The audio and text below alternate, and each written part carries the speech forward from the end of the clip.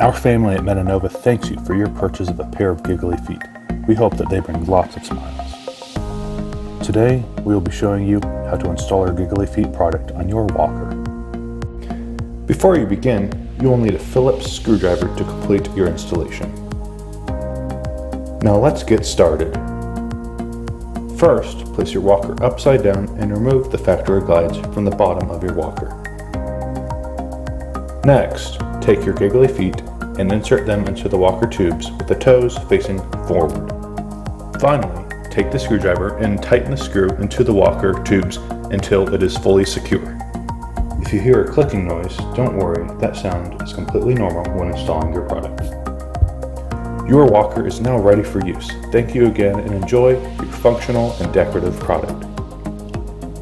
Also, be sure to check out our other Giggly items as we expand our product line.